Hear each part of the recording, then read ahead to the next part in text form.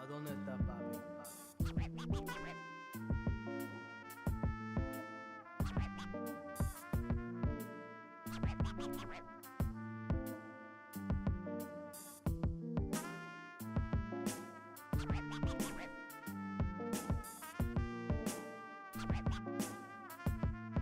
¿A dónde está papi?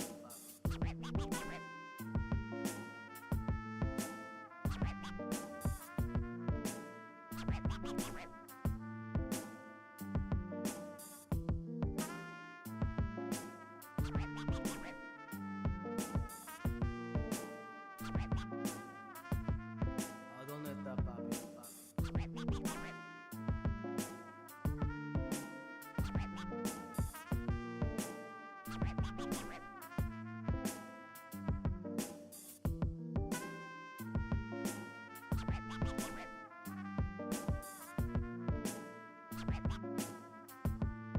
¿A dónde está papi?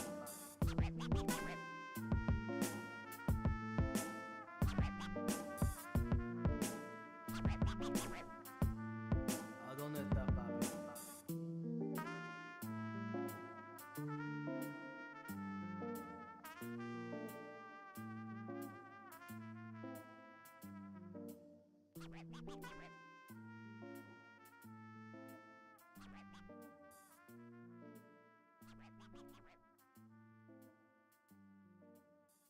¿A dónde está papi?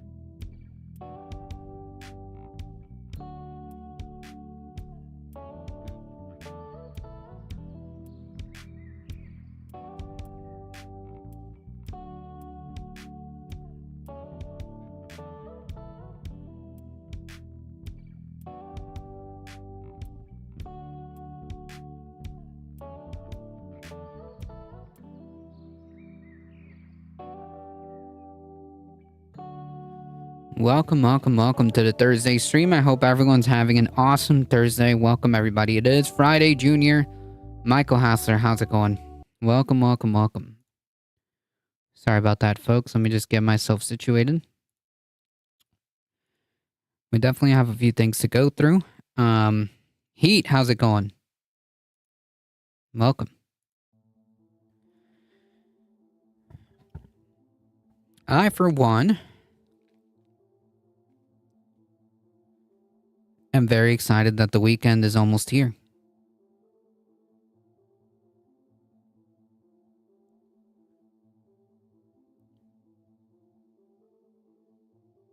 I am Groot. Are you a commie? I don't know what that means.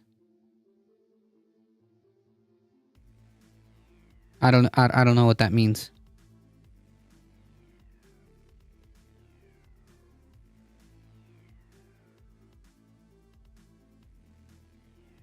A dirty commie.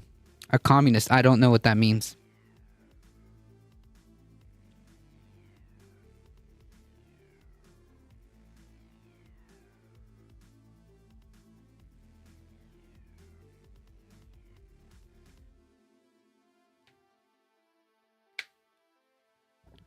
All right, folks, we have plenty of news to go through. So I think we should get this started, yeah?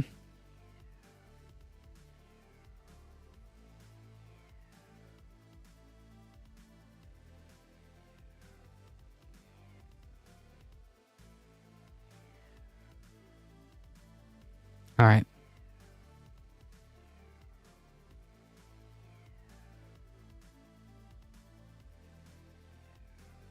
Don't worry, Heat, they'll get it eventually.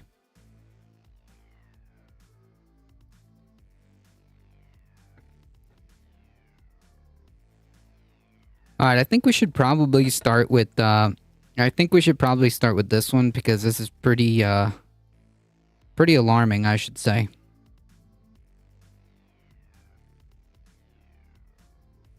And I worry if they start to take the vote away, you could see bloodshed in this country like none of us want. Do you want us to be in civil war? Because that's what's going to happen. It is going to be the last American election that will be decided by ballots rather than bullets.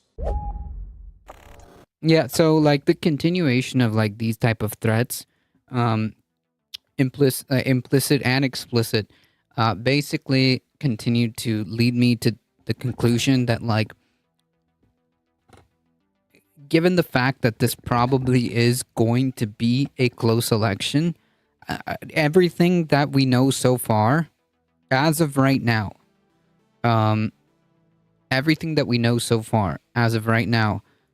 indicates that this is probably going to be a close election, and these people are they're going to have more propensity for violence if Donald Trump loses, especially this time around, right? Commies ain't make no sense. I mean, you must be, if that's your description of a communist, then you must be a communist because that made no damn sense. Echo Wrestle Dragon, how's it going?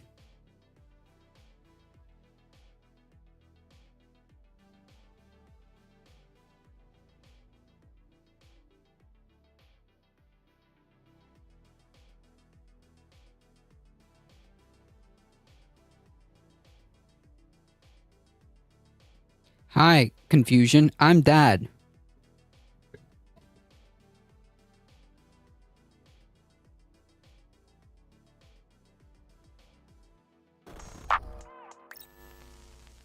That was a warning from prominent Republicans who say that the political movement, which they're part of, might turn violent if Trump's criminality inhibits his presidential campaign or keeps him off the ballot in 2024.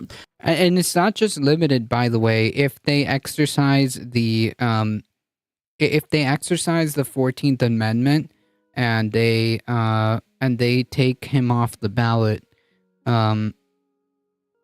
these people are probably it's more likely that these people will act violently. These are after all domestic terrorists, But even if they don't take him off the ballot and he loses, the chances for violence are still much higher than last election. And last election we had a full blown out insurrection happening at the Capitol. So if that's what happened in 2020, these people are going to be more eager or more willing. I'm pretty sure the better word to use is more willing. They're going to be more willing to act more violently. How old are we? No, who, me?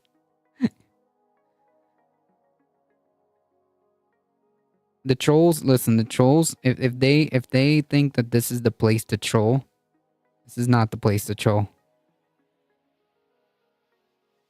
I am the master dispatcher of trolls. Now, these are the same folks who are also quick to remind us that they themselves are still only proto-fascists and would never want to have to resort to violence. But I mean, the same can't be said about the people that's part of their political movement. Now, I, for one, would question my politics if I thought that the people who are part of my movement were this thirsty for bloodshed and were this susceptible to violence. But I mean, I don't think that the folks that we listen to have that much self-awareness. Having said that, though, no, I think they do. I'm gonna disagree. I think they do. I think they know that the Trump base and all these people who are like domestic terrorists and whatnot. I think that these people like Matt Gaetz and all these far right politicians like Marjorie Taylor Greene, Donald Trump, all these people. They know that these supporters, these cult members, have a proclivity for violence, and the fact of the matter is, they think that they think that either it's probably not going to be that bad, or that hey, they're on our side, and that's fine if it keeps us in power, or it gets us power. they are doing us a service by saying the quiet part loud. So first, let's hear from Congressman Matt Gaetz. This is what he said on a recent episode of Driveway Liberty Podcast. And just to be clear, it doesn't matter if they actually believe in any of this or not. The outcome is the same. So it doesn't matter if at the end of the day, like Matt Gaetz doesn't believe a single word he says, or Marjorie Taylor Greene, or Donald, it doesn't matter. Whether or not they believe a single word that they are espousing, the outcome is the same. The base is hearing this and is going to react and respond accordingly. You're going to get the full context. Yeah, it turns out they'll let anybody have these jobs who gets the most votes. Yeah. Amazing. Kind of funny how that works, right? Yeah. Well, and now they're trying to change that. Like what we were talking about earlier with, with secretaries of state trying to decide certain, Trump can't even be on the ballot. Look, and that's something. Again, just to be clear, the reason why this is even being considered is because it's in the freaking Constitution. Okay? It's in the Constitution. The only reason why this is even being considered, so far, there hasn't been a single state that has acted on it. There has been, I think, one or two that were looking into it, but nothing has happened as of yet. But the point being is that the reason why they're looking into it is because it's part of the Constitution. If you have somebody who has given comfort and aid to an insurrection, then they would be ineligible to run.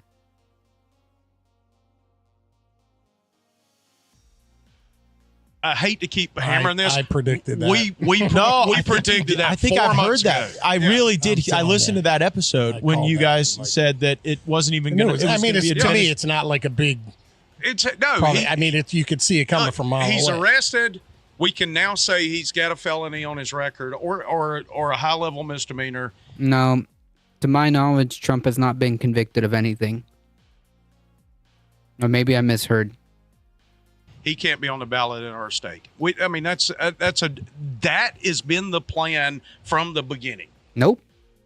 Actually, Trump deciding to make Trump deciding to commit felonies allegedly, that was not part of the plan. Okay, that's all Trump.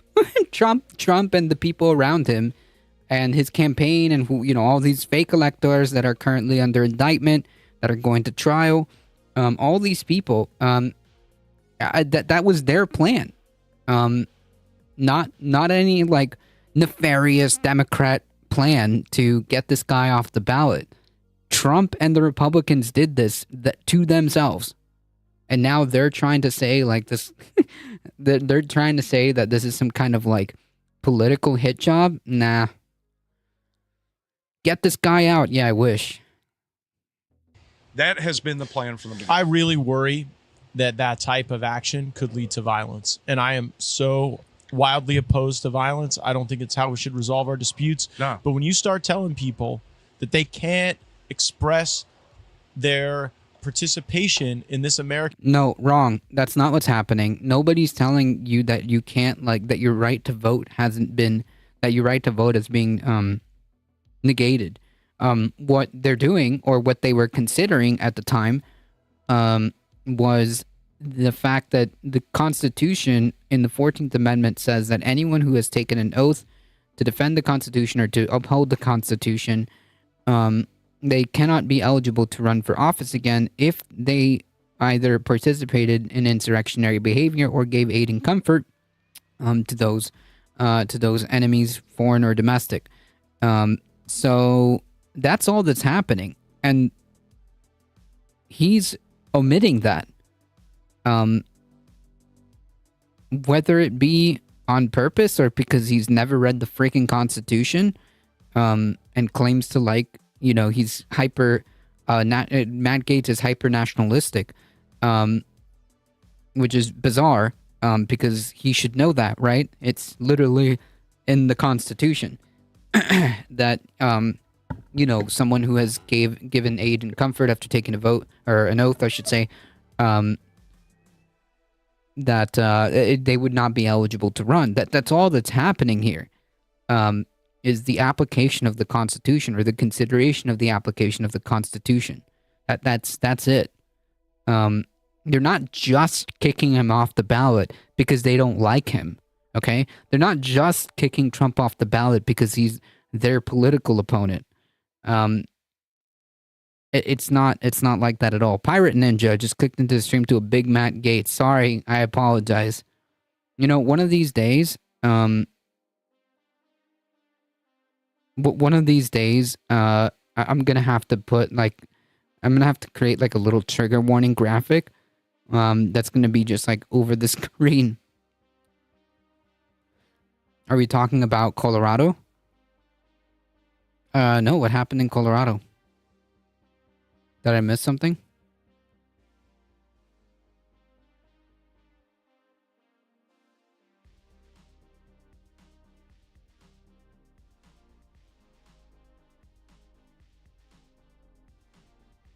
Oh, they're trying to okay. Yeah. It's similar.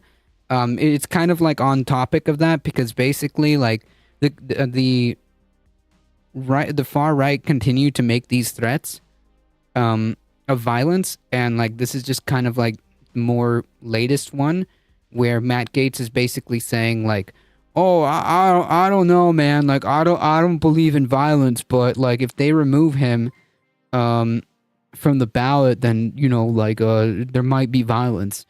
So yeah, this is all kind of like revolving around that.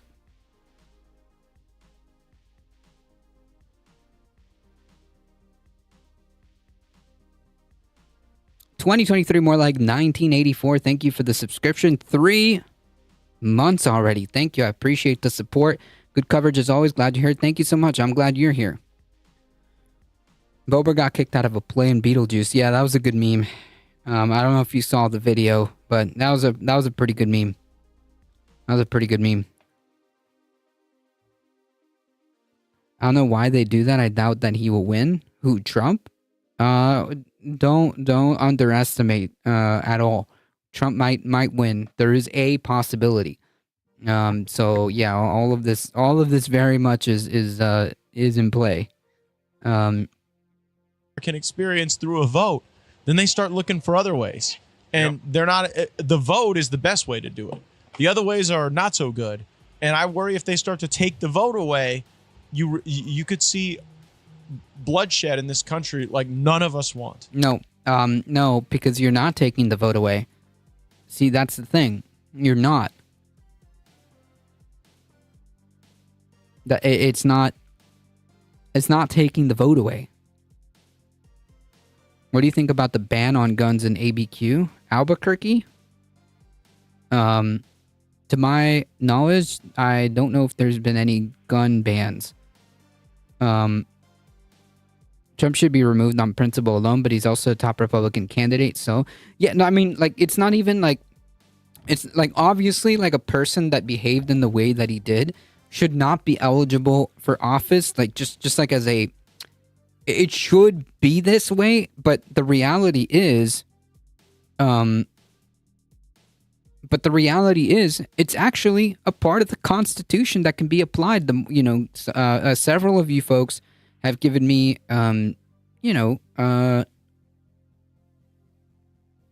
videos and receipts as to the pathway, as to the pathway as like how the Constitution would handle this.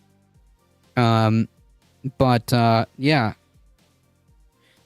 So it's not just like the moral and principle thing to do, but it's also required by the Constitution. Does disenfranchising millions count as taking the vote away? Yeah, but they won't talk about that. They won't talk about that. Oh, so it's New Mexico.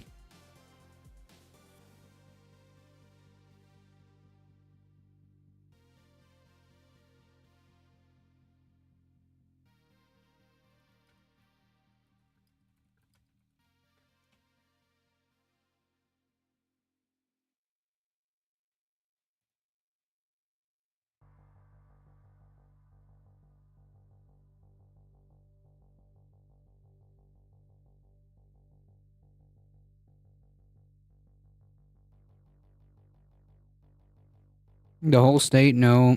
Not the whole country needs to be... no, the whole country needs to be disarmed. That will do much. Criminals will still break laws. Then why have laws in the first place? That's not a good argument. Criminals will still break laws, so then we shouldn't have laws because criminals will still break them anyways. That doesn't make sense. You gotta do better than that one. First of all, it's a 30-day suspension of concealed and open carry. So they're not taking away your guns.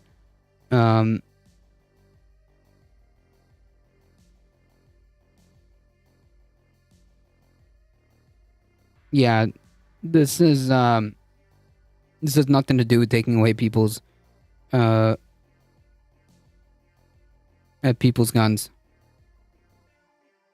They don't care about the Constitution. Republicans just want to rewrite the Constitution. Yeah, I mean, like, the Constitution is only there, just like democracy.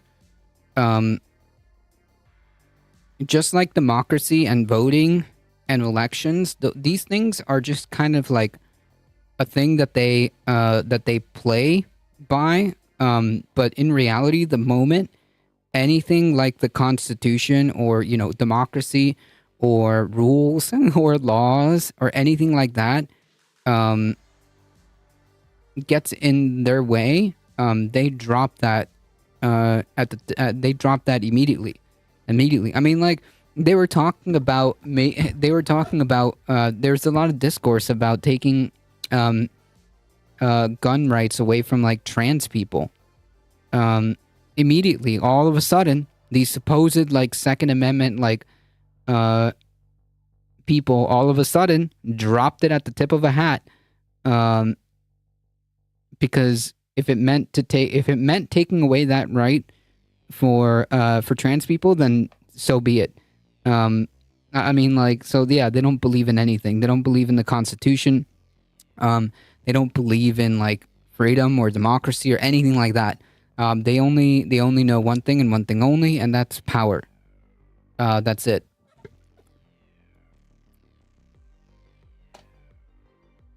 That's the only thing that these people know. Your U.S. politics is taking away my will to live. Well, I live here, okay? I live here. So, yeah. Anyways, it's a 30-day suspension of being able to carry your gun outside.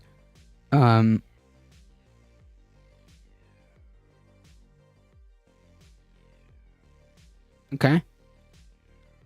It's a 30-day suspension of concealed and open carry. That's it.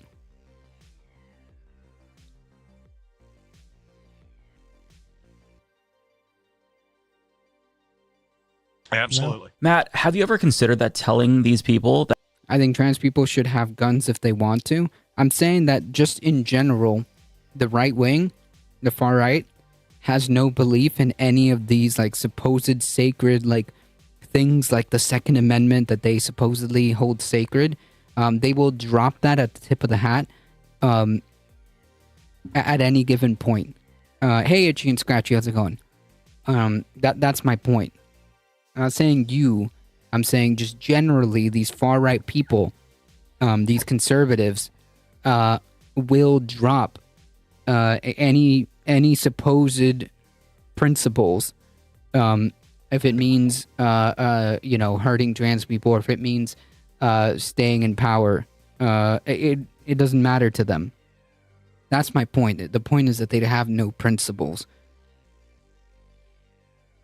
that evil Democrats have weaponized the justice system to illegitimately go after political opponents might be part of the problem? Because if you genuinely don't want violence, then as a leader, you can choose to stop fanning the flames. But you're continuing to do that, and that's a choice. See, you could actually tell the truth about Donald Trump and let his supporters know that he tried to illegally steal an election that he lost, and charging him for those crimes is necessary to preserve democracy so future presidents know that they can't do what he did with impunity. But he won't say that because he wants violence. Despite what— Right. Again, it doesn't matter if Matt Gaetz actually wants violence or not. These words, because we can never tell what exactly is going on in this person's head. We can't exactly tell what's going on in anybody's head. But it doesn't matter. The fact of the reality is he's the outcome of his words and the outcome of his rhetoric is the same. So it doesn't matter. To me, it's inconsequential what he believes or what he thinks or what he genuinely believes in. I don't care. The point being is that Mike Figueroa is correct here. He's fanning the flames, and he's doing it on purpose or not on purpose, or he's doing it just for the grift. I don't care. The outcome is the same because the people that listen to this stuff understand the message. This is plain stochastic terrorism. That's it. What he says, because I mean, if you continue to rile people up, yet you expect violence from those same people you're riling up, then you are part of the problem. You must want violence. I have to assume that, right? You're an antagonist here. But he's not the only person to say this, because we have former governors like Sarah Palin and Mike Huckabee echoing the same sentiment. But first, Mike Huckabee. Do you know how political opponents to those in power are dealt with in third world dictatorships, banana republics, and communist regimes? Well, it's simple. The people in power use their police agencies to arrest their opponents for made-up crimes in an attempt to discredit them, bankrupt them. I'm going to assume that the implication here is that the political opponents of Donald Trump are doing this for what? Charging him with made-up crimes? No, those are crimes that are very, well known and well put on the statutes. These aren't just like random crimes that were made up just for Donald Trump, okay? There have been people who have been indicted for the same things, okay? These are not new crimes. These are not made up crimes. They're very, very much real. And here's an example. The fraud crimes that Trump is being indicted for like the misuse of like election funds. The same crime is that same statute or crime or whatever is currently being applied to the Democratic candidate who lost the election to Ron DeSantis. The name escapes me right now. Who was the Democratic candidate for Florida? It was oh man, his name escapes me.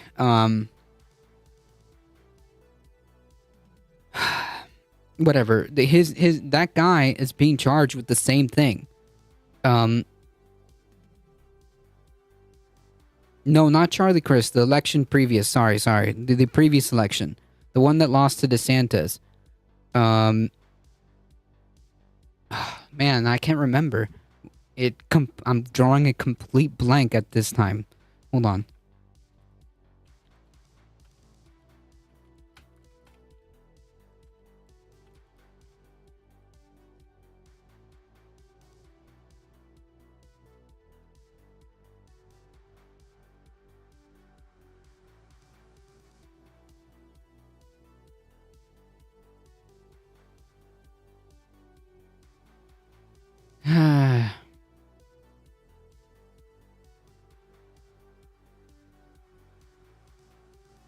Is that Robert Reich? No, not even close.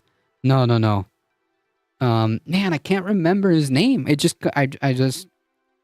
completely drew a blank. Andrew Gillum. There we go. Andrew Gillum. Sorry. This guy. When Ron DeSantis originally ran for governorship, this guy, and he got pretty dang close. It was a pretty freaking close election. But he did some shenanigans with with election funds, and he got charged for the same kind of fraud crimes that Trump is being charged right now. And yet, there's absolutely not a peep from these people. No, these are not made-up crimes. They're not doing this just out of the blue. They're not doing this as a political persecution. They're doing it because there's evidence to suggest that crimes were committed, and now we're going to trial. It's that simple. It's really that simple. And despite what anybody may feel or may think, it does not matter. If it doesn't matter, I don't care. It doesn't matter if these people threaten violence or not. The point being is that Trump should face justice regardless. And this is just what happens. I mean, like, don't commit crimes. Southern anti-Santa here is just laying out Trump's agenda in the future. True. Hey, how's it going, Conscious Canuck?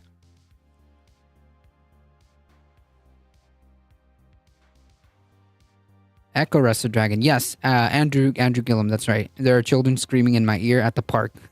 Oh man. Good luck. Them.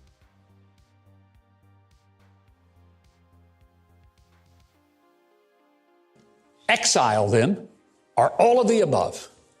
And if you're not paying attention, you may not realize that Joe Biden is using exactly those tactics to make sure that Donald Trump is not his. Nope.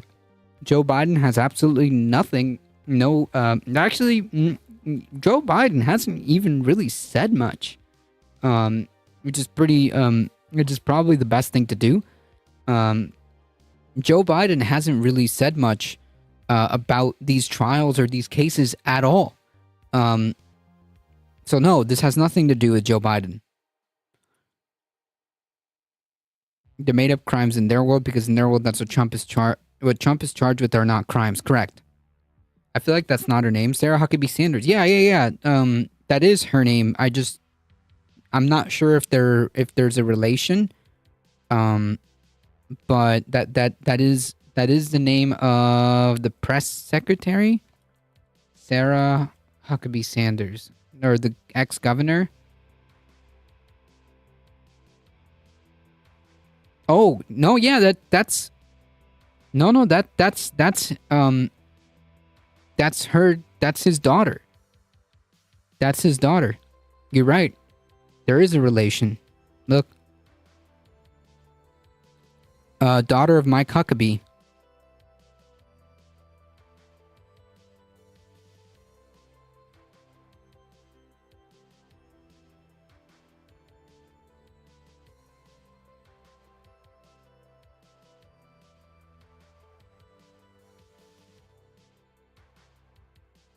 Biden should be quiet about this. This is not the jurisdiction of the executive. Correct. And again, he's, in my opinion, has done a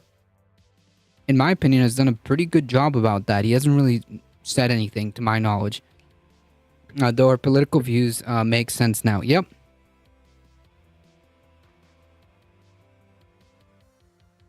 His opponent in 2024. Here's the problem. If these tactics end up working to keep Trump from winning or even running in 2024, it is going to be the last American election that will be decided by ballots rather than bullets. How very Christian of him. And the lack of self-awareness is unsurprising, albeit still just stunning to see. They're inverting the analogy that they're using, and it's not the first time that I've seen this. No, they're doing this on purpose. Like, again, fascist ideology requires, this is like a core tenet of it, right? But Trump is the one who did what dictators in third world countries do. He's the one who illegally tried to usurp the Constitution and steal an election. I mean, charging him for those crimes is a matter of upholding the rule of law, something also not present in dictatorships, right? So he's got this whole thing backwards. Right, but it's important that it's important for like fascist ideology to take hold, that you, again, hold these completely incoherent and contradictory ideas, okay? You know, this whole thing with like projection, remember the classic saying, these accusations are only confessions. Yeah, this is necessary. It is necessary for you to be able to hold simultaneously completely contradictory and incoherent beliefs for fascism to exist. This is how it works. I only have slip-on Vans. Is that why I'm not successful in life? I have slip-on Vans. So I can't really comment on that. But his viewers aren't smart enough to know that. And remember, he knows what he's saying here. This is a former governor who is well aware of the fact that Trump is the one with dictatorial ambitions. And he said that. But the goal is to work Trump supporters into a frenzy to get them to be violent. That's what he wants. I genuinely believe that. Now let's hear from Sarah Palin. And as you listen to her, ask yourself whether or not you think this is tantamount to an incitement of violence, because I actually don't think that that's a stretch. We've talked about the two-tier justice system, but when you see it happening, when you see the former president being fingerprinted, having to show... Imagine now talking about the two-tier justice system and then like applying that to the situation with Trump. Imagine how like completely over their head that went. That like, oh, now there's a two-tier justice system. Yeah. Okay.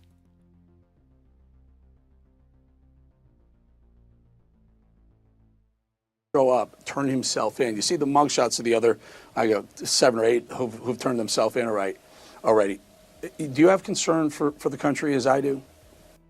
Hear from Sarah Palin. Ask yourself, is what she's saying is English? Well, it's words. They're definitely words. I'll say that much.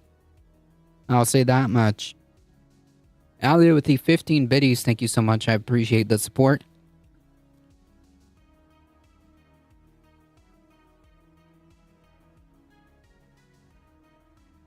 I see. I got your message, Itchy and Scratchy. Well, if we have time, we shall do it. Yeah, absolutely. I mean, I think those who are conducting this travesty and creating this two-tier system of justice, I want to ask them, what the heck? Do you want us to be in civil war? Because that's what's going to happen. We're not going to keep putting up with this. And so, okay, so basically,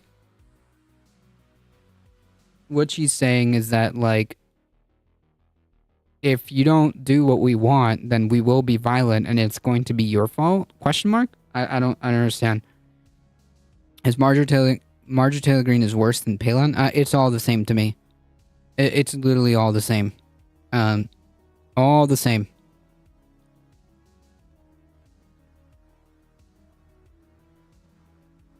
Who fights the Civil War? Who's going to fight the Civil War? Sarah Palin? Doubt. Sorry, I'm late. I have to watch the replay for the beginning. Nah, it's all good. There, you can always watch the YouTube as well. Eric, I like that you suggested that we need to get angry. We do need to rise up and take our country back. Now, I would say the RNC, though, that's what's lacking when it comes to collective anger that can be healthy and it can be useful. Where is the RNC? They hold the purse strings to the party. They hold the funds that could be helping out in this situation. They have the platform, and yet they're too timid. A bunch of freaking rhinos running the thing. So the RNC, they better get their stuff together, or I'll have to ask them too. What do they want as an outcome of this civil war? Yikes. Yeah. I mean, it can't be as explicit. It can't be as explicit. It can't be more explicit than this. These people are serious. And it's serious in the sense that they are quite capable and willing to do violence. It's not a joke. They're 100% serious. They're 100% serious. The Civil War is just racist Republicans purging minorities in their fantasy. Yes, in their fantasy, that's literally what that means. No anger needed. The GOP is already too angry already. Yeah, well, they need that anger, and they need that to translate into action. I think that these people are more than willing to do it. Especially like if they were willing to do like the insurrection in 2020, can you imagine what they're willing to do? Can you imagine what they're willing to do if Trump loses again in 2024?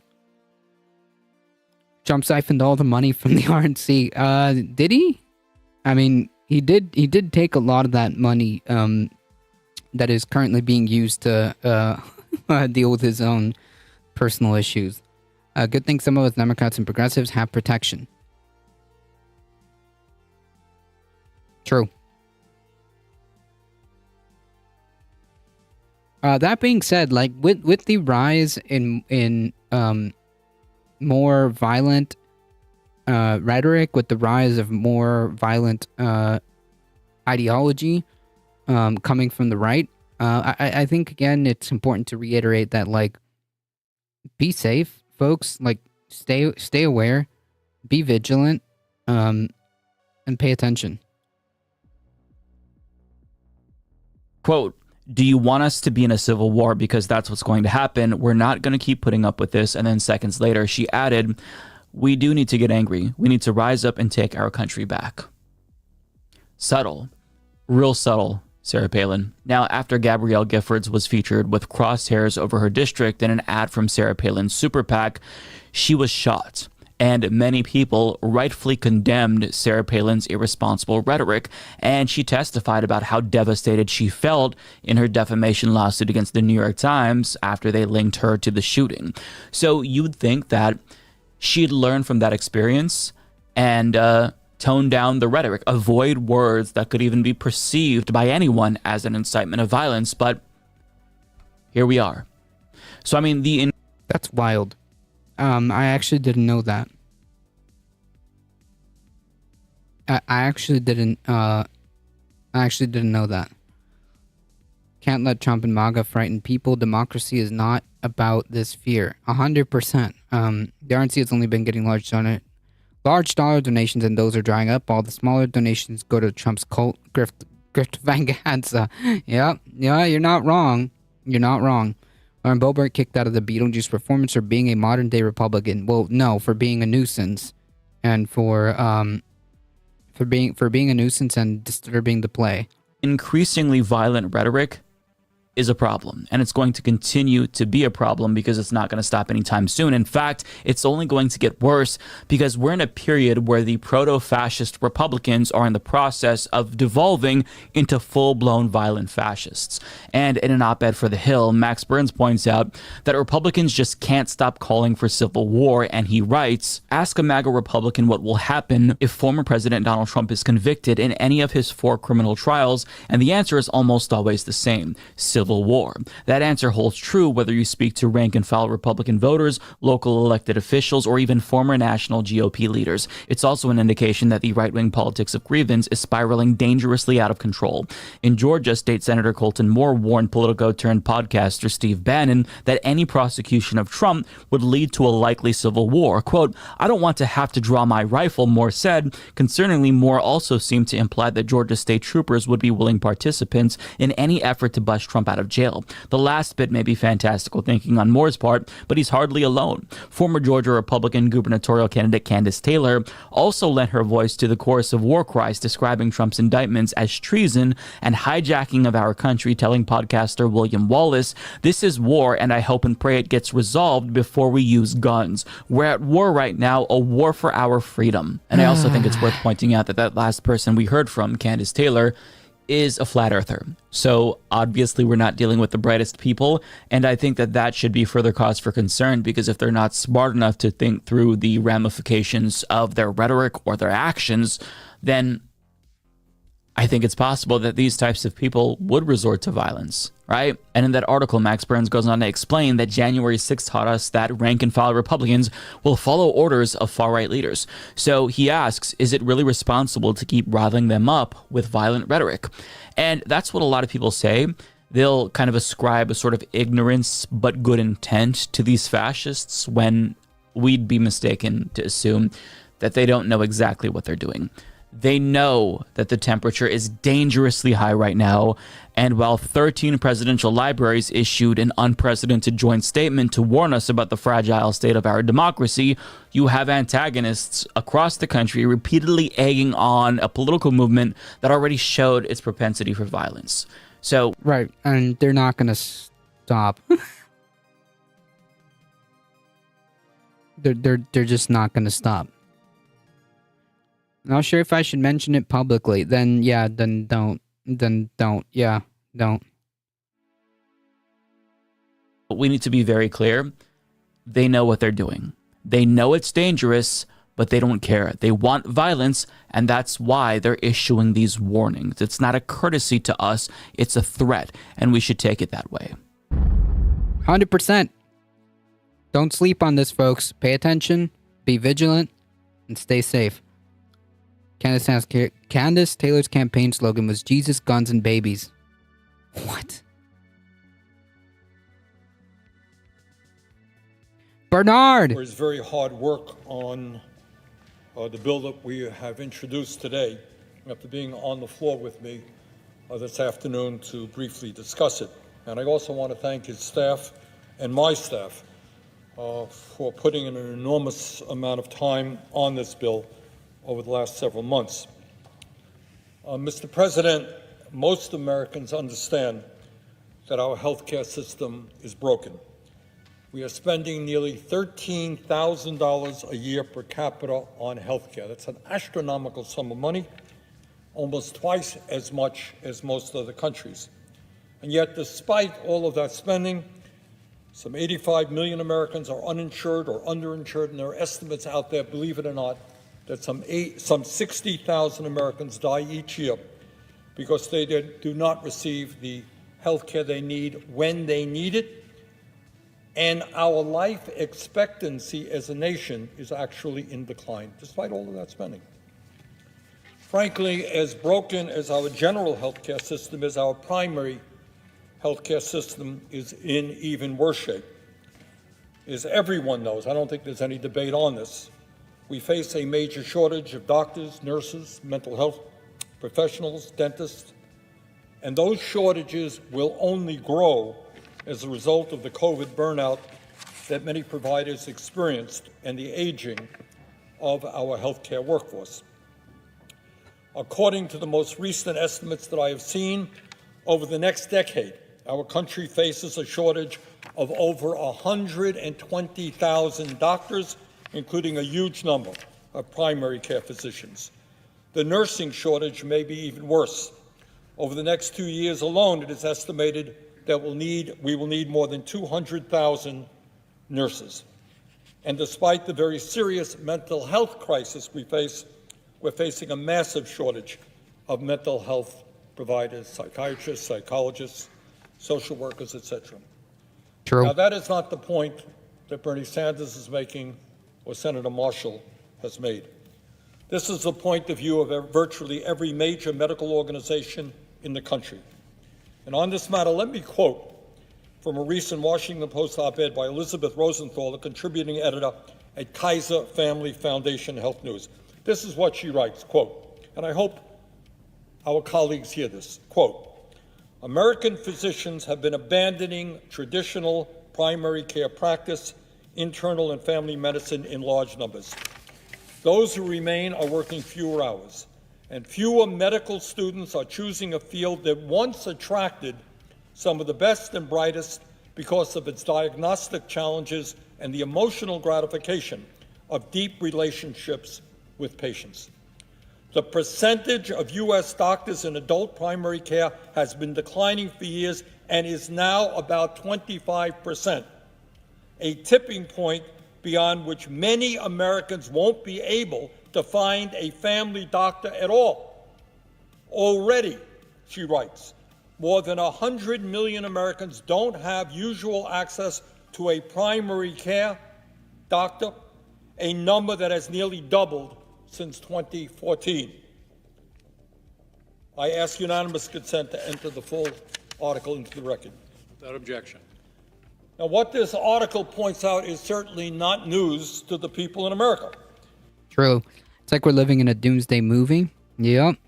Or death threats loaded upon our healthcare workers. True. Fighting ignorance with facts. But it's an uphill battle. Yep. In Vermont and all over this country, our people often have to wait months in order to get an appointment with a doctor, and in some cases, they have to travel very long distances to get the health care they need. So much for the whole, like, oh, well, if we had, like, a universal healthcare system, well, you know, the wait times and whatever. Okay. And let us be clear, there is no debate upon this. Some people think, well, we don't have to act on it now. Let's do it next year, following year. Wrong. The crisis is only going to get worse, and every day that we delay it, it becomes even worse. Now, why is this happening? Well, there are a lot of reasons why. But one of the reasons is that it turns out that the United States, despite all of our spending on health care, spends about half of what other nations do on primary health care. We spend approximately 7%. Most other countries spend at least twice as much. And the absurdity of that situation is that everybody knows that, quote, an ounce of prevention is worth more than a pound of cure, end quote. And if there's anything that Senator Marshall and I are talking about, that is exactly what we're talking about. If you spend money, you are spending money to save money. Keeping people healthy saves money. In other words, common sense tells us that if we can prevent disease, do a better job keeping our young people healthy, if people can access... Yeah, I mean, like, this is kind of like commonplace, right? If you try to take care of, like, the root issues before they become bigger problems, and it's cheaper. Do you still play very short animal videos during your stream? Yeah, I mean, if we have time, I saw the message. If we have time, we'll play it. It's the medical care when they need it, not when they are just very, very sick. If we can do those things, we can keep them out of the hospital, and hospital costs are just extremely, extremely high. Common sense also tells us that it is literally insane that millions of Americans with non-emergency health care needs get their primary care in a hospital emergency room, which in some cases is 10 times more than the care provided them in a community health center. Let me just give you one other example of the irrationalities of our current system. In my own small state of Vermont, last year, our major hospitals spent $125 million in 1 year on traveling nurses because we don't have enough local nurses to support the needs of the hospital and many other facilities in Vermont. Meanwhile, young people want to become nurses. They're applying to nursing school, but the nursing schools don't have the faculty to educate them. I recently talked to a senator who told me that in her state, some 1,100 young people were applying for a space in nursing school. The school can only provide 80 openings. So we have a nursing crisis. We're not addressing it. Hospitals are spending 3-4 times as much money on traveling nurses as they are on homegrown nurses because we're not educating our young people at nursing schools. This may make sense to somebody. It does not make great sense to me.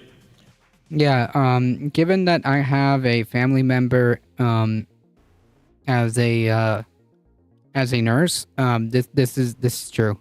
It's causing a lot of problems. It's causing a lot of nurses to take up way more than they can. They're pretty stretched thin, and it's not good. Not great. Not good. Mr. President, the legislation that Senator Marshall and I have introduced today does not solve by any means all of the healthcare crises we face.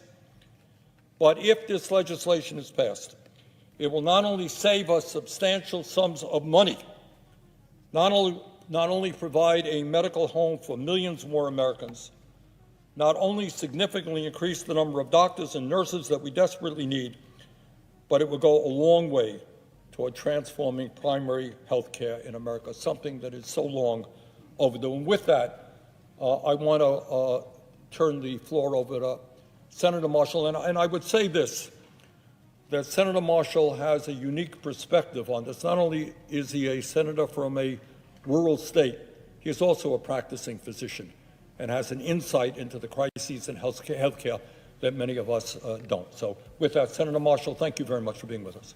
Well, thank you, Senator Sanders. It's certainly an honor to be on the floor with you and with the President. Thank you so much, Mr. President, for sharing this moment with us. You know, one of my mentors here on the Hill has a saying that some senators come here to make a point and others come to make a difference. The first time Senator Sanders and I sat down together, he said, "Roger, do you want to make a difference?" We have worked so hard on this issue together, developing rapport, confidence in each other, in our staff. They've all done an incredible job as we try to get through this riddle of healthcare challenges across this great nation. My sisters are nurses. I worry. I'm just glad they live in Massachusetts. Yep. And some senators come to make us think. True. I think as both of us travel back to our home states of Vermont and Kansas, what we found is not everybody has meaningful, affordable access to primary care. Here's a question. Why is that? If you know this, why is that? What system are we currently operating under that is causing these issues? Just a thought. So we went out and tried to find the best actors. What were the best outcomes? Who was making a dent? And I think we both discovered that our community health centers were doing a great job. They'd taken many pilot programs and they were improving them. I'm not sure what Senator Sanders would talk about some of his, but what I saw is this meeting patients where they are concept, integrating all the different elements of primary care, not just your blood pressure, not just your AccuCheck, but also your mental health, dental needs as well, are just a few more things that we're seeing being integrated into the community health centers. Nutrition coaching, something that's seldom been done in clinics before. So I think we saw love your these stream, by the way. community health Thank you. centers as Appreciate doing it. a great job. And we asked each other, how can we improve upon them? Thank you for stopping by. I appreciate it. Capitalism, that's right. A for-profit system is the one that we currently are operating under and is currently the reason why the healthcare is where it is. Because we operate as a for-profit, or because in this country we allow healthcare to be operated as a for-profit enterprise, essentially, we've found ourselves in this position, whereas other countries, well, literally everybody else, does not.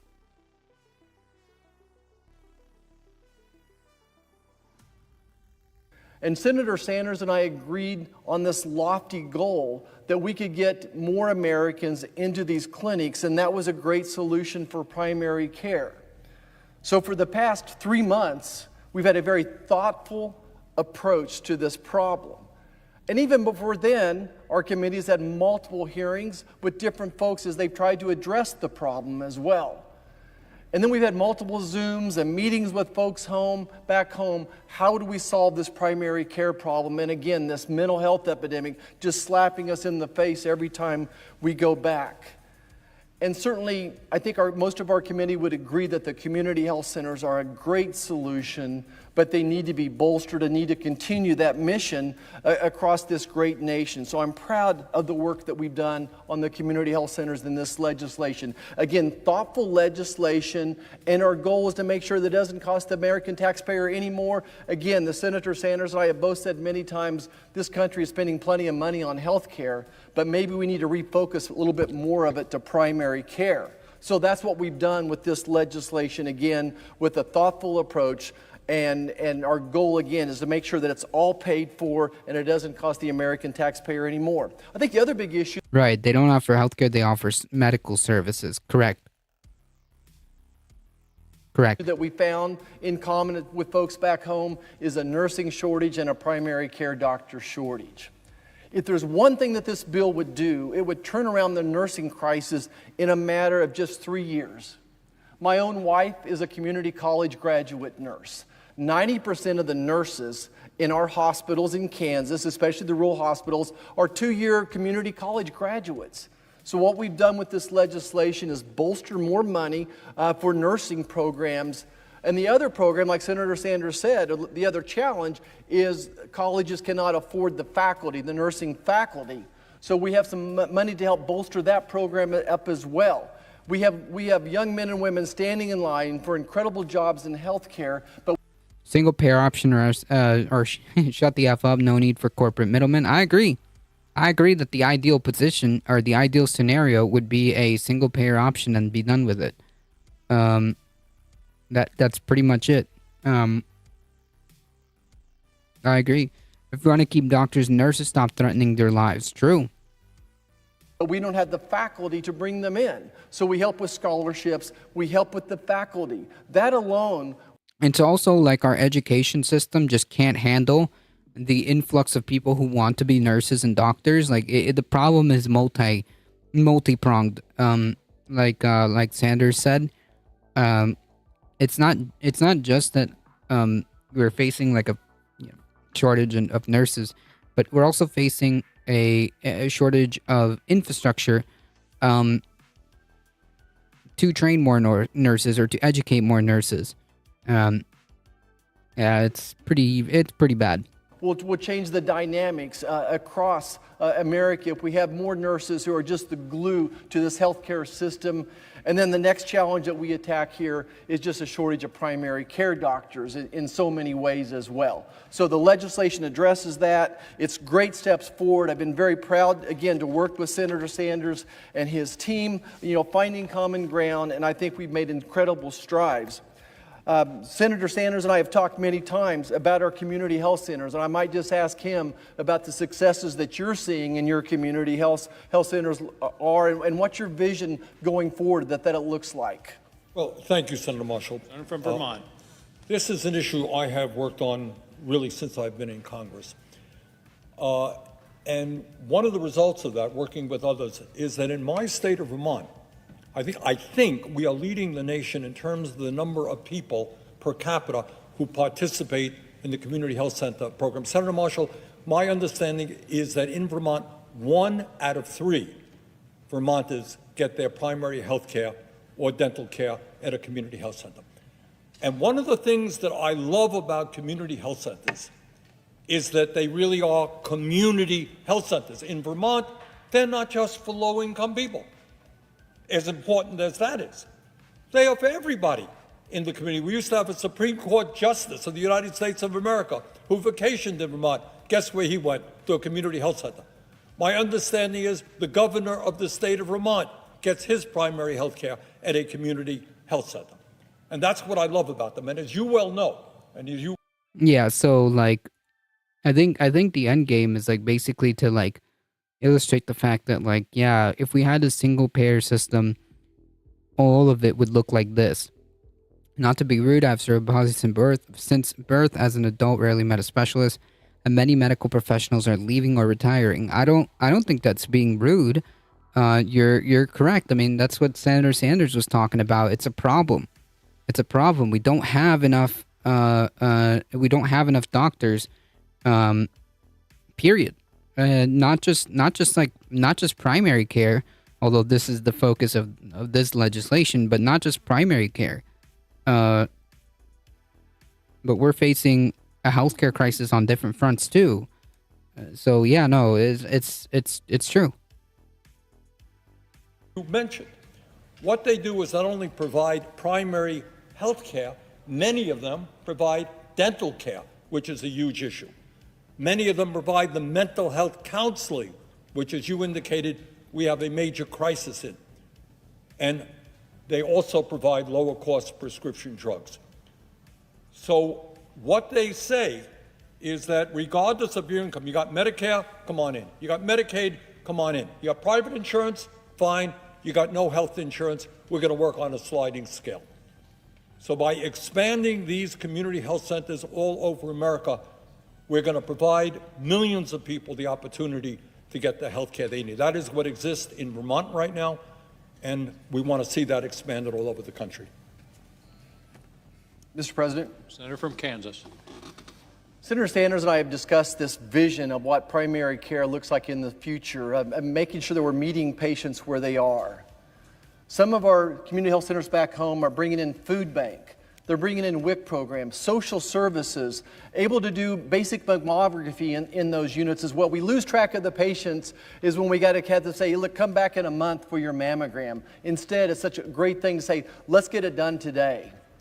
But one of the biggest underserved areas of medicine is dental.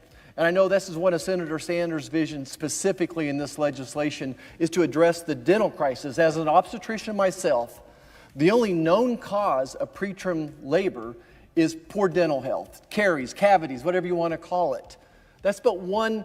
There's lots of links to having cavities and poor gum health to having heart attacks as well. It's a way under-recognized challenge for primary care. I can't tell you how many times I've been called at 10 o'clock at night, 2 o'clock in the morning on a Saturday with one of my OB patients that's obviously very pregnant, but she has a cavity. Now it's turned into an abscess, and I can't get her into a dentist. And I'm calling all my buddies, and again, it's Saturday, it's 10 p.m., all my buddies the dentists are gone. So Senator Sanders, maybe you would just share a little bit about your vision on dental and how this bill impacts that. Senator Marshall, thank you. Most medical facilities in my city are community health centers. The province wants to build a mega hospital, though, on the outskirts of the city where all the rich white people are. No surprise the hospital's operational funding will siphon from the funding of most other medical centers in the city. Boo. Not like everything we eat isn't loaded with sugar either. Yeah, that's a whole other problem. But yes, you are correct. Thank you very much. From Vermont. Thank you very much for raising the issue of the dental crisis in America. I can tell you that in Vermont, we have a crisis. We have made progress, but we have a serious problem. The cost of dental care is very, very high. Southern part of my state, Bennington County, if you are a poor child, you probably on Medicaid, you probably can't find a dentist. So what we have done in this bill is put $3 billion one time, into capital improvements for community health centers. That's long overdue, because if you want to expand community health centers, they need money for their own expansion and infrastructure. Building a dental operatory, and that is the dental chairs and the equipment that good equipment that dentists need is a very expensive proposition. So by putting $3 billion into capital improvements, much of which I suspect will be going to those dental operatories, we're going to be able to provide communities all over this country with the ability to access dental care in a way they are not doing it today. Mr. President, just want to continue this discussion of what our vision is for these primary care community health centers. Should be about 30 billion, but whatever. Yeah, 100%. Yeah, I was just going to say that we have so much, we have hundreds of billions of dollars for the, defense budget, but we can't somehow find 30 billion. Yeah. I think that we all realize we have an obesity epidemic in this country too, a type 2 diabetic epidemic in this country that we need to address on the front end. And I'm so happy to see some of my community health centers coming in. They're doing nutrition classes. They're doing cooking classes. I think so many folks of our current generation maybe learned how to do some cooking. The fast foods were a little bit too easy. So I think it's that out-of-the-box thinking, these different programs, and I would call it coaching. We need to be coaching folks up and teaching them, but also give them the opportunity. So whether we're on the Ag Committee and working on food programs, we're trying to bring all these pieces together in the program as well. And I know Senator Sanders is also certainly committed to helping us address. He's been a leader, in this issue of trying to take care of folks with diabetes as well. Let me just say, Mr. President, Senator Marshall has raised this issue from almost the first time we sat down and seriously discussed it. If we're going to talk about prevention, we've got to talk about obesity, among other things, because we're looking at a major, you tell me if I'm wrong, doctor, we're looking at a major diabetic epidemic in this country. And that is not only going to cause massive amounts of suffering, it is also going to be a very expensive health care bill. And certainly one of many of the contributing factors is obesity. So what Senator Marshall has talked about from the very beginning, we have to do a better job in nutrition education. And community health centers are very well situated to be able to do that. And it's Senator Marshall's insistence. Is it mind-blowing to be hearing this at this level? Like at this level of government, or? And I was delighted to work with them. We have language in here that will make it easier for community health centers to work on nutrition programs in a variety of ways with their clients. Mr. President, I might just close with a couple thoughts.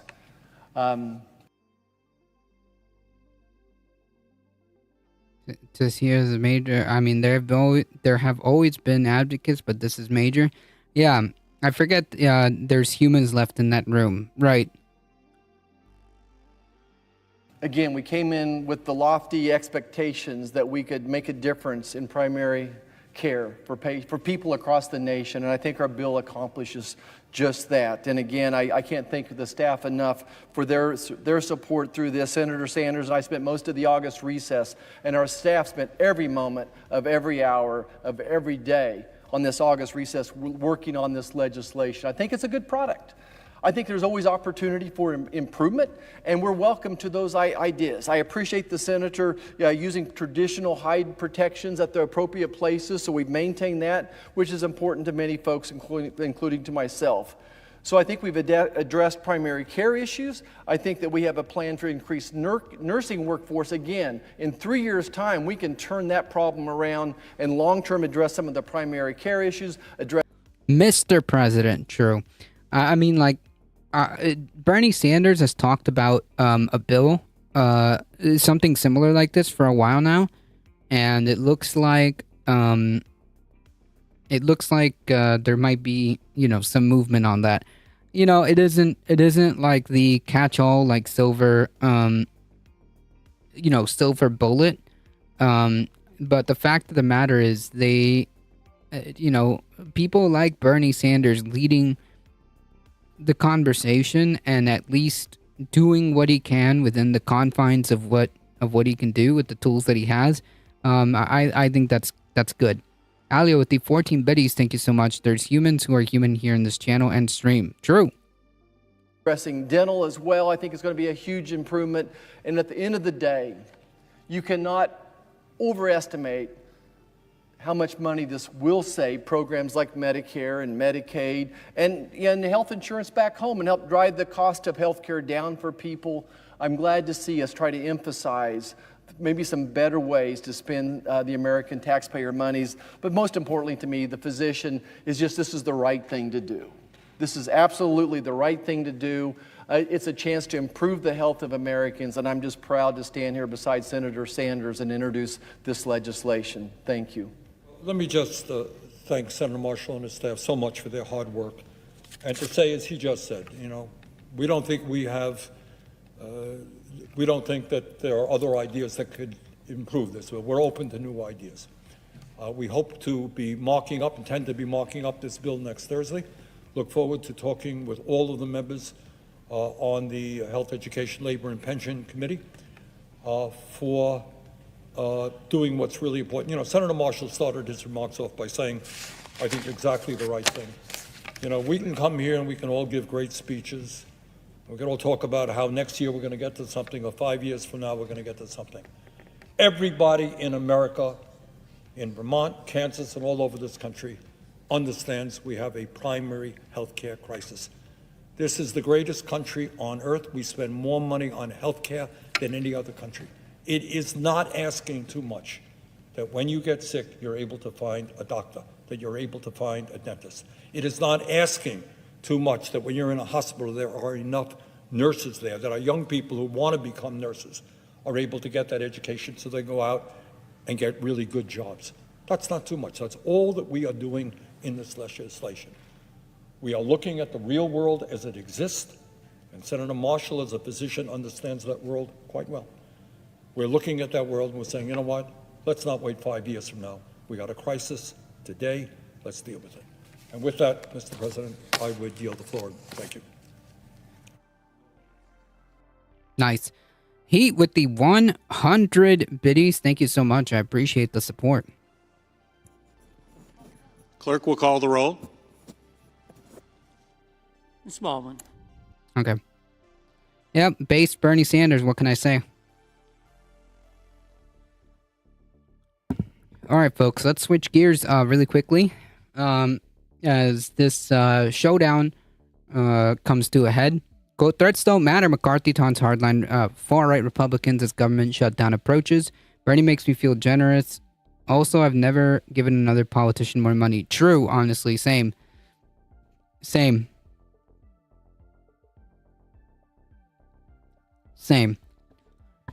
The House appears no closer to funding the government and averting a shutdown than they were when lawmakers left over a month ago for a week-long recess. House Republicans have been embroiled in a gridlock over government spending, with far-right lawmakers refusing to compromise on conservative demands and have zero chance of passing the Democratic-controlled Senate.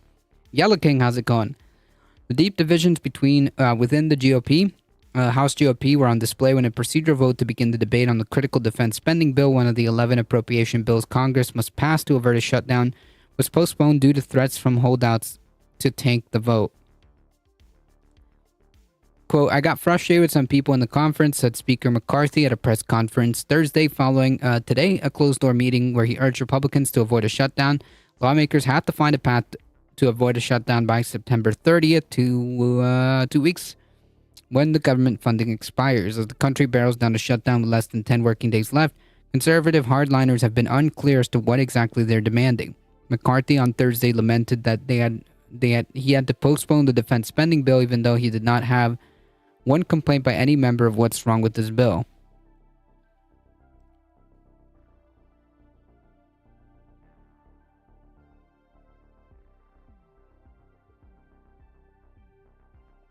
Deep divisions remain among House Republicans as the shutdown draws closer.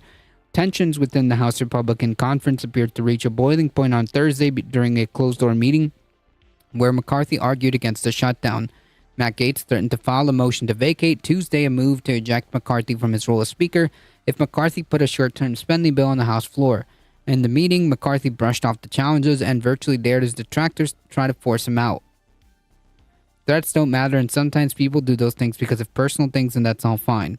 Those threats among House Republicans have scrambled the chamber's progress towards averting a shutdown. Before Congress left for its August recess, House Republicans punted a vote on agricultural spending bill, typically uncontroversial due to divisions between far-right lawmakers and the more, quote, moderate wing of the GOP.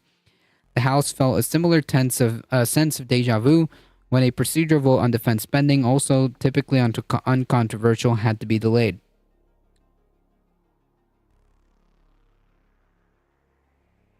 Quote, I have not heard many members describe to me what's wrong with the defense spending bill. Some members are pretty honest with what they're holding. This leverage, I don't think that's the appropriate tactic, said Representative Dusty Johnson, chair of the Republican Main Street Caucus and considered one of the GOP's deal makers, said on Thursday.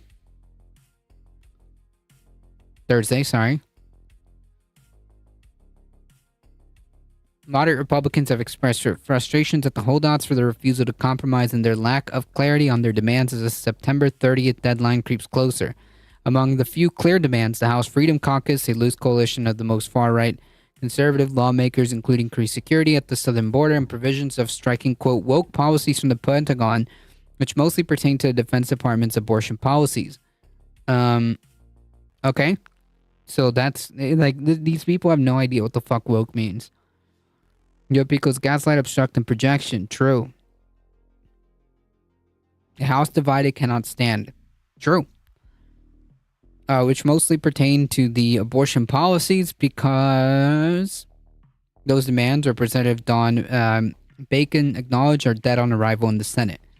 There's some false sense of reality here. They think that whatever they demand and get out of the House, we're going to demand the Senate to do it. They're smoking something really good. Oh, man. Despite these concerns and attempts from leadership, the Freedom Caucus members say their approach hasn't changed. Nothing's changed from my standpoint, said Representative Rob Good, member of the Freedom Caucus, told reporters on Thursday. We need to pass them implementing our priorities from a legislative standpoint, a policy standpoint. Yeah. Well, if there's ever a scenario where the government gets shut down and the economic pain that follows it, this is looking like it's getting closer. We'll see what happens with this, but the real takeaway is that Republicans would be at fault. The Republicans would be at fault, and they're doing this to themselves. They're willing to put the economy through pain, and by extension, the American people, because they are being bullied by the far right, and it's causing all these problems. Yeah, I'm awake, so I am woke. Are these people sleepwalkers? Right. So if we're woke, the woke, as they say, then I guess they must be the sleepers. Mitt Romney admits in a new book the GOP does not believe in the U.S. Constitution. Yeah, I don't think that they do. I don't think that the GOP believes in anything other than power. Which is funny because if he admits this, then why was he a part of the GOP? It's not a new phenomenon. So yeah, this doesn't absolve Romney or anything like that. He's part of the problem. But the point being is that my argument from the beginning, like I said earlier in the stream, these people don't believe in anything other than power. They don't, the Constitution and all these things. They're just something that they use as a thin veneer, but in reality, they will drop that in an instant. They will drop all that in an instant. So they don't care. They don't care. They don't care.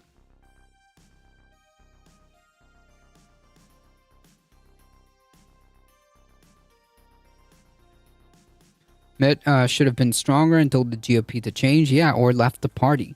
If he actually cared about his principles, or, was actually believing in morals or whatever, had any morals. But now he's part of the problem.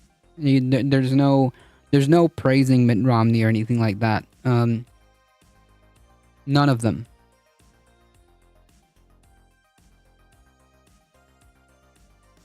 Or denounce them sooner. Yeah, it's like the same people who are like praising like Liz Cheney for doing like the one right thing at the one moment. No, all of these people, all of these Republicans, there's no praise to be had here. They're all part of the problem, and they all knew. In fact, if anything, it should make people even more angry at them, because if they knew this, then why didn't they freaking act? Instead, we're hearing about this from like what, their book that they're trying to shill now for money? Really? Okay.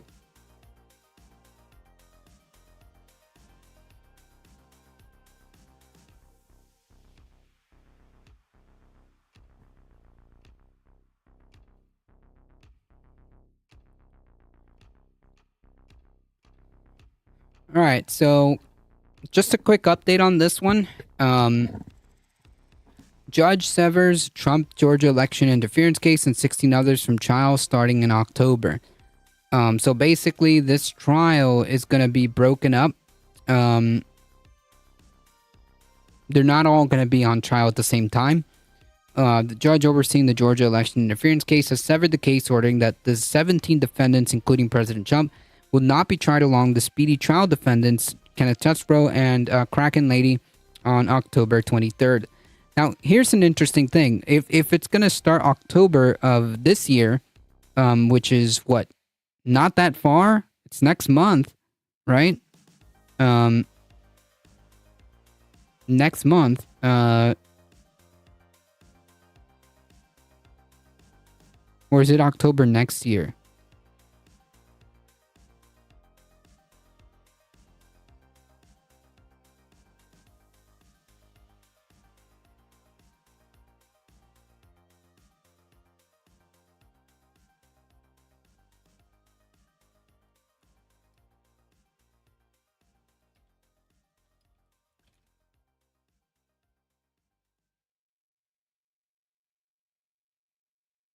Okay, it's this year. It's next month. Yeah, it's next month. Gotcha. Like oil companies telling us sorry after they destroyed the planet. Yep. Correct. It's the same thing. Like, oh, sorry, now we're going green now. After we've sucked all the profit possible. We may have caused a mass extinction event. Complete ecological collapses around the planet, but hey, we're deploying solar panels next month or next year or next 10 years. Yay. Next month. Gotcha. Okay. Yeah. So here's what will be interesting. If these two, Chesebro and the Kraken Lady, are going to start trial next month, what it might give us a little bit of a window as to how things are going to go for Trump, and also it's going to be interesting to see if Trump is going to be able to keep his mouth shut during this whole thing. We'll see. In a blow to prosecutors, Judge McAfee said severing the remaining 17 defendants was a procedural and logistical inevitability, and did not rule out the possibility that additional divisions may be required. The judge, however, said that any defendant who does not waive their right to speedy trial before October 23rd will immediately join that trial. Trump has already waived his speedy trial rights. Fulton County District Attorney Fannie Willis has been seeking to have all 19 defendants in the case stand trial together, arguing that multiple trials would create an enormous strain on the court. McAfee last week ordered Chesebro and Powell to be tried on October 23rd after they filed their speedy trial request. Chesebro, as part of his defense, had filed a motion to ask the DA to disclose the identities of the 30 unindicted co-conspirators referenced in the indictment, and prosecutors told McAfee at a hearing that they would do so. Names will be shared with the defense under a protective order so that they will not be made public.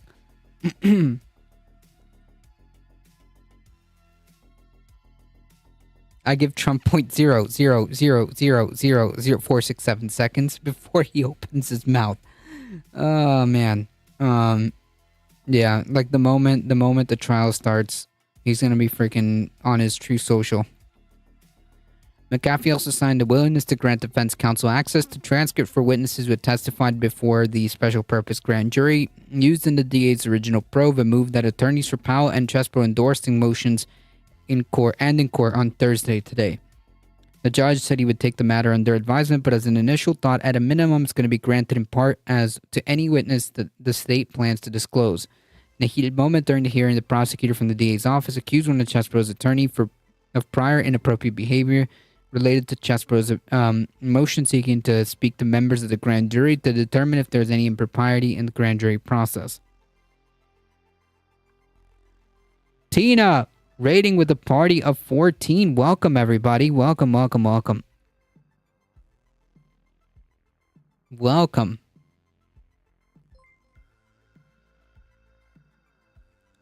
Hey, Tina, how's it going? Folks, if you have not seen me before, I'm A Difficult Truth. I do the news. I do the politics Monday through Thursday, 5 p.m. Eastern Time. Thank you, Tina. Thank you so much. Welcome. I hope you're doing all right. Folks, if you have not done so, please go follow Tina_2. I'll leave the link.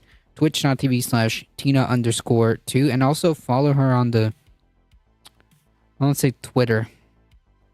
We'll say Twitter. Okay, it's Twitter. It just seems so weird to say like follow Tina on X. Just follow her on Twitter. Okay, easy peasy. If you enjoy your stay, don't forget to hit the follow button, free emotes, yada yada yada.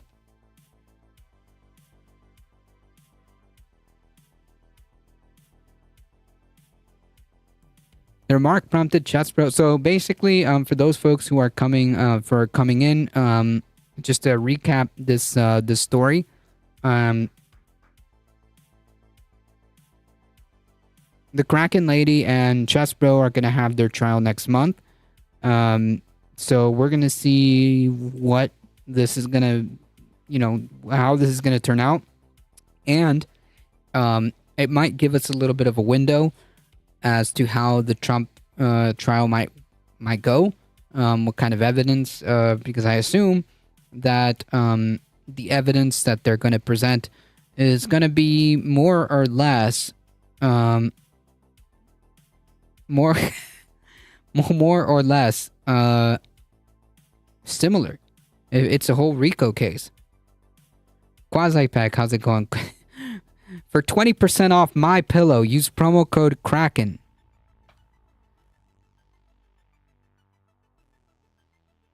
Judge McAfee attempted to get Grubman to move on and stay on the issue, telling him I said it's over, but Grubman responded, I wish you would have stopped her from defaming my co-counsel. In his order severing the remaining cases from Chesebro and Powell, McAfee cited issues regarding due process and the levels of volume, discovery in the case. The precarious ability of the court to safeguard each defendant's due process rights and preparation to ensure a adequate pretrial preparation on the current accelerated track weighs heavily, if not decisively, in favor of severance. The judge also laid out numerous logistical concerns about a 19-person trial, saying the courthouse simply contained no courtroom adequately large enough to hold all the 19 defendants. McAfee said the court would endeavor to have juries selected and sworn in for the October trial by November 3rd. Trump and 18 others have pleaded not guilty to all charges in a sweeping racketeering indictment for alleged efforts to overturn the results of the 2020 election in the state of Georgia. Former president says his actions were not illegal. I did nothing wrong, and they still indicted me, and that the investigation is politically motivated. Chesebro is accused in the DA's indictment of drafting a strategy to use so-called alternate electors to prevent Biden from receiving the 270 electoral votes, but his attorneys have argued that the action was justified since Chesebro, in working for Trump, was fulfilling his duty to client as the attorney. So they should be. This then makes the argument that Trump is all behind this. But okay. So his excuse is I was just following orders, basically. That's an old joke from More Effective, and More Effective with Lindell, but I still think it works for Powell. Glad you knew what I was talking about. Yeah. I caught that reference. It's the chap. Is there a dark mode? Yes, but not for this. Settings. No. I may have to play with it, but I don't know if I think that you can have like dark mode for Google Chrome, which I think I do, but I don't know if individual pages have it. I don't know.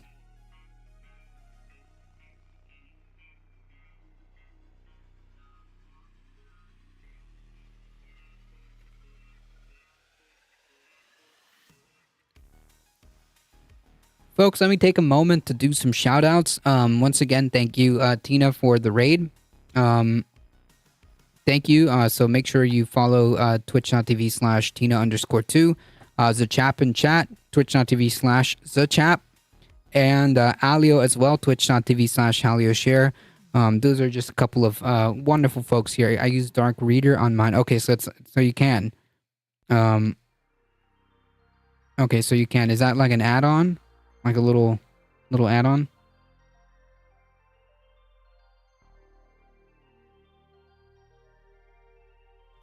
Geoduke.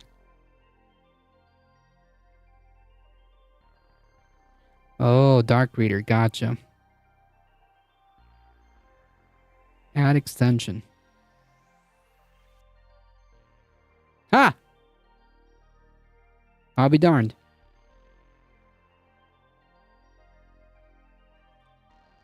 There you go.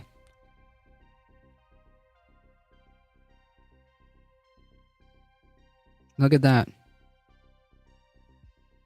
It's honestly probably easier on my eyes. Powell is accused of co-conspiring with other co-defendants to commit election fraud by allegedly encouraging and helping people tamper with the ballot markers and machines inside the election office in Coffee County. Following the hearing, Chesbro's attorney sounded pleased by the judge's decision to sever the case. Let's do it, Grubman said when asked about ABC News for his reaction on the severance order. October 23rd can't come fast enough. Grubman said that they're ready to go to trial and reiterated that Chesbro and his actions were merely acting as a lawyer to the Trump campaign. Mr. Chesbro is not a politician. He's an attorney who had a specific job to advise the Trump campaign on certain very obscure areas of the law, and that's what he did. Our client is entitled to a speedy trial, and our client is going to get a speedy trial, and we're not going to be the ones to try to delay that. Yeah, except, like, you can't just say that I was acting on behalf of, like, you know, a client or whatever while making crimes. That's not how that,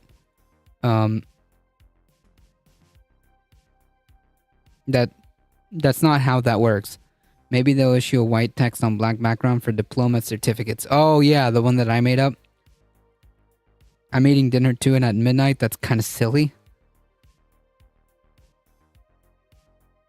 It's 7 a.m. eating dinner here.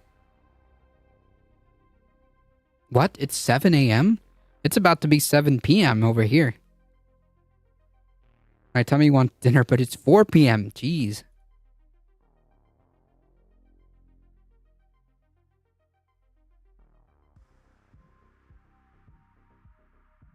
All right.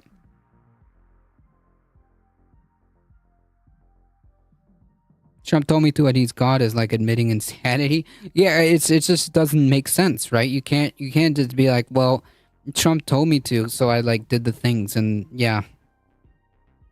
I mean, the only takeaway is that like this just gives more and more credence to the idea that like Trump and his inner circle were like really like involved in this. If anything, that's kind of sort of in a roundabout way throwing Trump under the bus. But okay. I know I'm an attorney, but this person that is notorious for lying and breaking law told me it was all copacetic. Yeah, true. This is exactly how it works. Yeah. Wisconsin Republicans, yeah, this by the way is a very important article. Very, very important, very important to pay attention to because it's kind of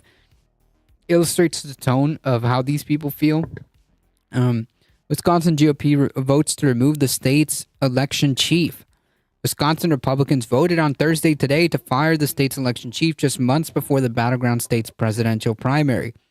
The state senators voted 22-11 along party lines to fire Megan Wolf, the administrator of the Wisconsin Election Commission, a bipartisan board that oversees elections administered in the state. Wolf's position is nonpartisan, non-voting, when tasked with implementing decisions made by the 3 Democratic and 3 Republican commissioners.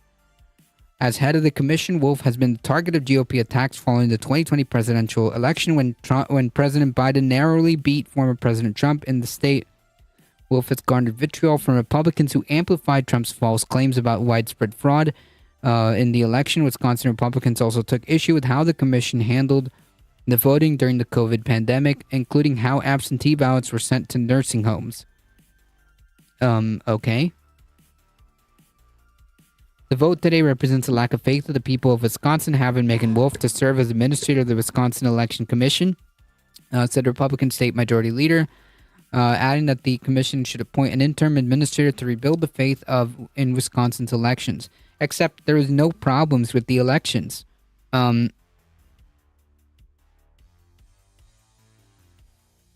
So basically what they're saying is that, well, this person didn't play ball, and so we're going to remove her, and we're going to find somebody that will play ball.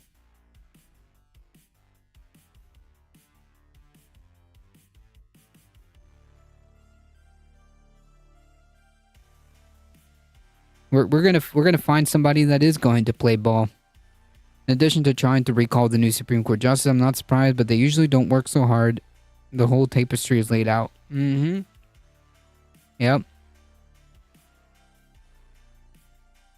Thursday vote was the latest development in a months-long partisan battle over Wolf's tenure. One that election officials are concerned will cause more distrust in the election process ahead of next year's presidential election. It will almost certainly not be the end of the matter. Democrats say the vote to remove Wolf was illegal because the commission had not officially sent her nomination to the legislature. Democratic Attorney General Geoff Kyle filed the lawsuit immediately after the vote, asking a state court to declare Thursday's vote invalid and keep Wolf in her position. Kyle said in a press conference that he thinks the issue will be resolved before the next election. The Senate cannot simply manufacture a nomination that does not exist. Democratic State Senator Mark Spritzer said on the floor, any vote that is taken on today, this nomination has no legal force and is properly before the Senate, and I'm sure it's likely to be litigated later. The fight is during the major swing state and uncertainty ahead of its April 2nd presidential primary. Wisconsin was one of the many states Trump now the front runner of the 2024 GOP presidential primary field, sued his following 2020 loss, pointing to unfounded claims of election fraud. Typically, at the end of the WEC administrative term, a majority of the bipartisan board must either nominate the administrator for another term or nominate a replacement. The state Senate then votes on that nomination, but Wolf's renomination process hasn't been that simple. Earlier this year, 3 Democratic commissioners on the Wisconsin Election Board abstained from voting to renominate her to a second term out of fear that the Republican-controlled legislature would reject it. Democrats argued that without the 4 required votes to send the reappointment to the Senate, Wolf can stay in the position as a holdover appointee. Her term expired July 1st. Call and other legislators' own lawyers have said that the state Senate did not have the authority to hold the vote, but the senators went forward with it anyway.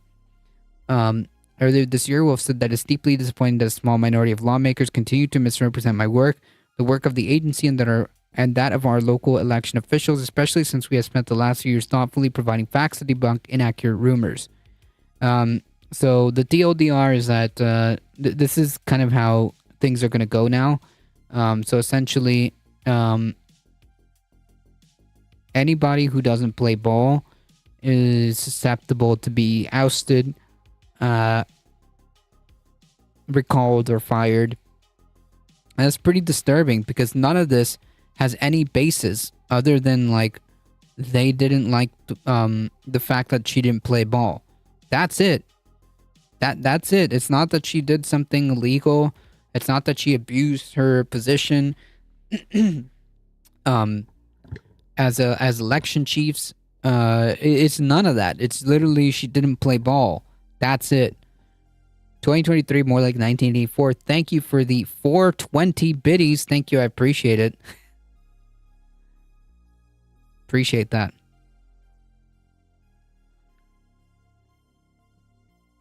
All right, folks.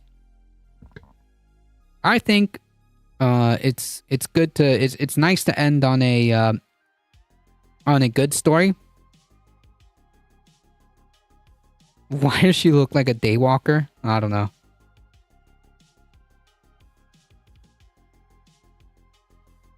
I think it's good to end on a lowercase W. Alio, thank you so much. I appreciate the shout out. I think we should end the day in lowercase W. A jury awards $100,000 to Kentucky couple who were denied their marriage license by the ex-county clerk Kim Davis. A federal jury has awarded $100,000 to a Kentucky couple who sued the former county clerk Kim Davis over her refusal to issue marriage licenses to same-sex couples. Being a bigot doesn't pay. Okay, well, doesn't pay you. It pays the person suing you. Davis, the former Rowan County clerk, and you get fired as rightfully you should. Drew international attention when she was briefly jailed in 2015 over her refusal, which she based on her belief that marriage should only be between a man and a woman. A jury in Ashland, Kentucky awarded David Emerald and David Moore each $50,000 after deliberating on Wednesday, according to the lawyer for Davis. A second couple sued, James Yates and Will Smith, were awarded no damages on Wednesday by U.S. District Judge David Bunning. Bunning sent Davis to jail for 5 days in 2015 after holding her in contempt of court. She was parodied on Saturday Night Live and embraced by conservative politicians who traveled to Kentucky to support her, of course. Davis was released only after her staff issued the license on her behalf, but removed her name from the form. Kentucky's state legislature later enacted a law removing the names of all county clerks from state marriage licenses. Bunning ruled last year that Davis violated the constitutional rights of the two couples. In the ruling, Bunning reasoned that Davis cannot use her own constitutional right as a shield to violate the constitutional rights of others while performing as her duties as an elected official.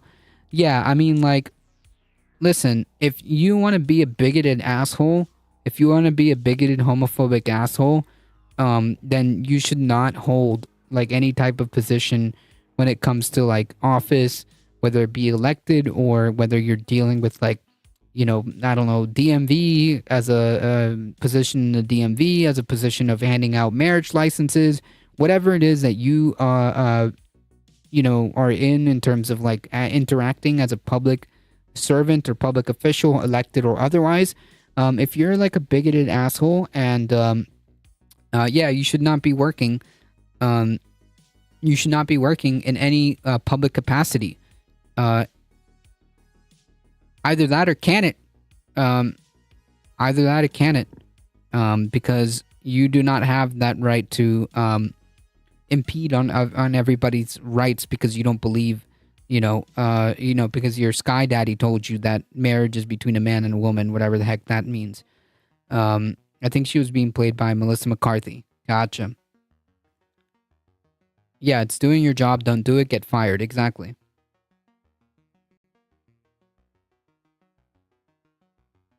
The trials held this week were held to decide damages against Davis. The former clerk had argued that a legal doctrine called the qualified immunity protected her from being sued for damages by the couples. Matt Staver, founder of Liberty Counsel, which represented Davis in the case, said in a release that they look forward to appealing this decision and taking it to the Supreme Court. The U.S. Supreme Court declined to hear an appeal from Davis's lawyers in the case in 2020. Emerald and Moore had a highly publicized showdown with Davis at the Rowan County Clerk's office in 2015 after they asked for a marriage license with news cameras surrounding them. When she refused, Moore asked under whose authority she was acting. She replied, under God's authority. Yeah, no. Like I said, if you're gonna be this person, then just don't work in these types of jobs. Just don't. Okay, it's not for you. You don't belong there. If you want to be a bigoted, homophobic piece of shit, then yeah, you just this is not for you. Emerald unsuccessfully ran for clerk of Rowan County in 2018 when Davis was defeated by another Democrat. Before running, Emerald and Moore returned to Davis's office to run for clerk, and Davis, who handled the election filings, helped Emerald during a brief but cordial meeting.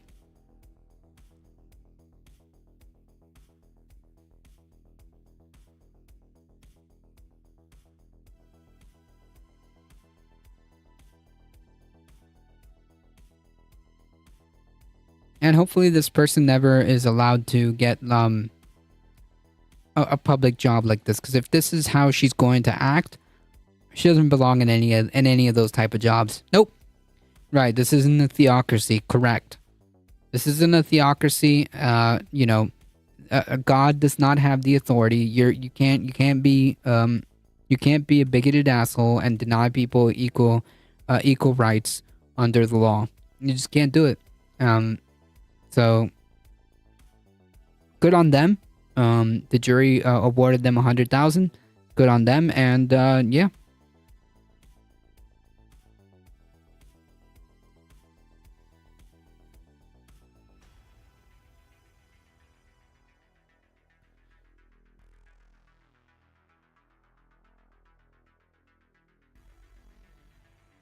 Like, even if it's like it's against my religion to write emails, I'd say fire them. That's without explicitly analyzing the morality of the situation. Yeah, like when you're dealing with the public, and you're dealing with like people's rights, yeah, there's no room for that. There's literally no room for that, in my opinion. If you're dealing with the public and you're dealing with people's rights, like the right to be married to whoever you want, then like. Yeah, this is like, no. Think she's gonna be scooped up to be used as a right-wing mouthpiece. So yeah, in fact, a bunch of conservatives came and showed support for her, and showed support to her when this whole thing was going down.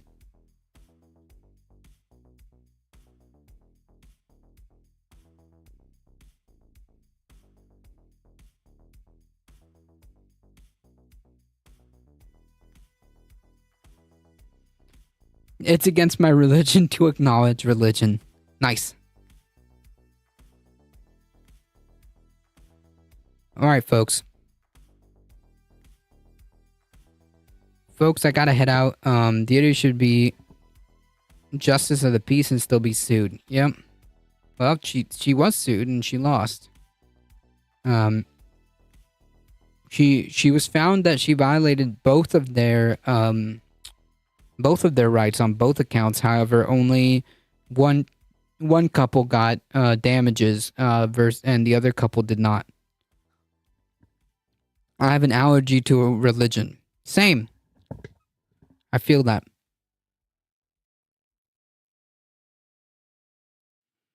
Folks, I do have to get going. If you guys enjoyed the content, hit the follow button. It really does help us out. And if you want to help the channel and cannot do so monetarily, go head on over to the YouTube channel. It really does help us out. Hit the big red subscribe button. Spread the word. We are here Monday through Thursday, 5 p.m. Eastern Time. Bring a friend. We're here. We do the news. We do the politics. Thank you. Thank you, Heat. Thank you, Michael Hassler, for keeping the chat chill. A couple of shout-outs again. Thank you, Tina. Thank you for the raid. I appreciate it. Hope you're doing all right. Thank you. Phenomenal content creator. Please go check out twitch.tv/Tina_2. Thank you. I appreciate that. The chap I saw in chat. Thank you for hanging out. Twitch.tv/TheChap. And AlioShare. Twitch.tv/AlioShare. So I'll be posting some of these links here. Yes, join the Discord if you want to know what's going on with the channel. Make sure you join the Discord. You get updates on the channel and what's going on, as well as a nice cozy place to just hang out. And you can also post pet pictures, so that's cool too. So yeah, let me just make sure I get all these shoutouts again. Thank you guys so much for all the support. Thank you for the follows, the biddies, the subscriptions. Thank you. You guys are what makes this channel grow. I appreciate it. Again, don't forget to do all the social media stuff, like, comment, subscribe, heart button, whatever it is. Thank you. Spread the word. And again, thank you, Tina. As always, folks, we'll be back on Monday. Thank you, guys. As always, please stay safe. Please take care of each other. Avion, and I hope to see you guys in the next one. Monday, 5 p.m. Eastern Time. See ya.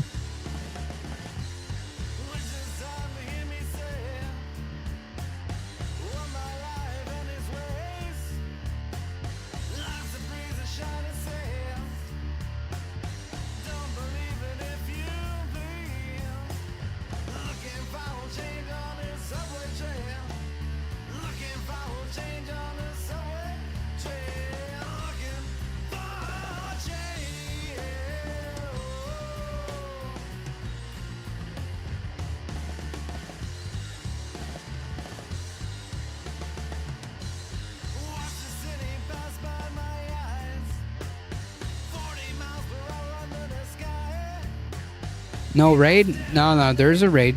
Hang tight, everybody. We're heading out in 5, 4, 3, 2, 1. See ya.